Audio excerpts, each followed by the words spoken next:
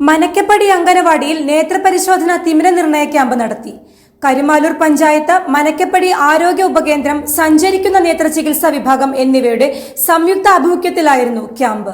കരിമാലൂർ പഞ്ചായത്ത്, മനക്കപ്പടി ആരോഗ്യ ഉപകേന്ദ്രത്തിന്റെയും എറണാകുളം ജില്ലാ സഞ്ചരിക്കുന്ന നേത്രചികിത്സാ വിഭാഗത്തിന്റെയും സംയുക്ത ആഭിമുഖ്യത്തിലാണ് നേത്രപരിശോധന തിമിര ശസ്ത്രക്രിയ ക്യാമ്പ് സംഘടിപ്പിച്ചത്.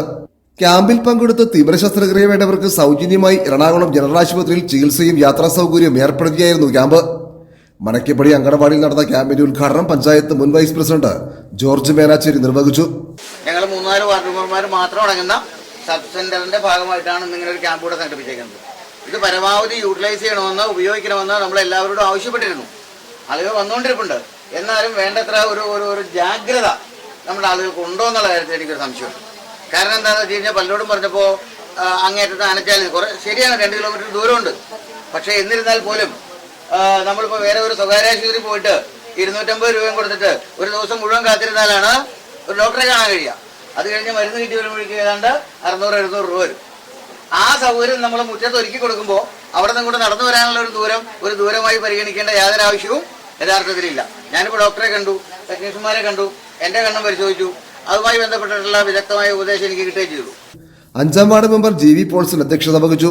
കുടുംബ ആരോഗ്യ കേന്ദ്രത്തിന്റെ നേതൃത്വത്തിൽ അതിന്റെ സബ് സെന്ററായിട്ട് വരുന്ന മനക്കപ്പടി സെന്ററിന്റെ കീഴിലാണ് നമ്മൾ ഇത്തരം വിപുലമായിട്ടുള്ള 4 വാർഡുകൾ കേന്ദ്രീകരിച്ചിട്ടുള്ള മെഡിക്കൽ ക്യാമ്പ് നമ്മൾ ഇന്നിവിടെ സംഘടിപ്പിച്ചിട്ടുള്ളത്. അപ്പോൾ ഇതിലേക്ക് നമ്മൾ എല്ലാ വാർഡുകളിലും നമ്മൾ അറിയിപ്പ് കൊടുത്തിട്ടുണ്ട്. അതനുസരിച്ചിട്ട് ജനങ്ങൾ വന്നുകൊണ്ടിരിക്കുകയാണ്. അപ്പോൾ നമ്മൾ ഉദ്ഘാടനം ഈ സമയത്ത് നടക്കുന്നെങ്കിൽ നമ്മൾ രാവിലെ നേരത്തെ തന്നെ നമ്മൾ ഇതിന്റെ പ്രവർത്തനം ആരംഭിച്ചു. കുറെ പേരൊക്കെ നമ്മൾ ഇതിന്റെ പരിശോധന ഫലമായിട്ട് പരിശോധിച്ചു കഴിഞ്ഞു. ഇനി വീണ്ടും പരിശോധന നടന്നുകൊണ്ടിരിക്കുകയാണ്. അപ്പൊ ഇത് എല്ലാവരും, ഈ ക്യാമ്പിൽ പങ്കെടുക്കുന്ന എല്ലാവരും പരിശോധിച്ച് അവരുടെ കണ്ണിന് എന്തെങ്കിലും പ്രശ്നമുണ്ടോ എന്ന് സ്വയം ഒന്ന് വിലയിരുത്തി പോകാനുള്ള ഒരു അവസരമാണ്.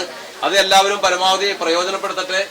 പഞ്ചായത്ത് അംഗങ്ങളായ KM. Laiju, Jiji Anilkumar, TA. Mujeeb, EM. Abdul Salam, KA. Joseph, medical officer doctor Sandhyadevi, doctor KC. Surabha, ജില്ലാ coordinator PV. Sujatha, health inspector Ajitha Asokan തുടങ്ങിയവർ സംസാരിച്ചു. ഈ ക്യാമ്പിനൊരു പ്രത്യേകത സർക്കാരിന്റെ, നമ്മുടെ സ്വന്തം സ്ഥാപനത്തിന്റെ തന്നെ ക്യാമ്പാണ്. ഇത് വന്നാല് തിമിരം ഉണ്ടെങ്കിൽ, ഇപ്പൊ ഞാനും ഉൾപ്പെടെ ഈ 500 കണ്ടത് വെച്ചാണ് ഞാൻ പറഞ്ഞത്. കാരണം ഇതിനെ എഴുതാൻ പറ്റും. ഒരാളെ 3 ആളായിട്ടൊക്കെ കാണും ചിലപ്പോ അടുത്തുണ്ടെങ്കിൽ. അപ്പൊ 40 വയസ്സ് കഴിഞ്ഞാല്, അങ്ങനെയല്ലേ, 40 വയസ്സ് കഴിഞ്ഞാല് നമുക്ക് കണ്ണിന്റെ കാഴ്ചശക്തി കുറയും, വെള്ളെഴുത്തുന്ന രോഗം വരും. പക്ഷെ ഇത് ആളുകളെ പറഞ്ഞ് ബോധിപ്പിക്കാൻ, ആളുകൾ അറിയാണ്ടിരിക്കാൻ വേണ്ടി ഈ ഓപ്പറേഷൻ ചെയ്യാൻ പറ്റുമെന്ന് നോക്കി, പക്ഷെ നടക്കൂല. അതൊരു ജനിതകമായിട്ടുള്ള പ്രക്രിയയുടെ ഭാഗമാണ്. എന്തായാലും 40 വയസ്സ് കഴിഞ്ഞാൽ സ്വാഭാവികമായിട്ടും കണ്ണിന്റെ അസുഖങ്ങൾ തുടങ്ങും. പക്ഷെ ഇങ്ങനെയുള്ള ക്യാമ്പുകളിൽ, സർക്കാരിന്റെ ക്യാമ്പുകളിൽ എനിക്ക് തോന്നുന്നത് മരുന്ന് വരെ ഇവിടെ സൗജന്യമായിട്ട് കൊടുക്കുന്നുണ്ട്. അപ്പൊ സർക്കാരിന്റെ ക്യാമ്പുകളിൽ പങ്കെടുക്കുക, അത് പരമാവധി യൂട്ടിലൈസ് ചെയ്യുക.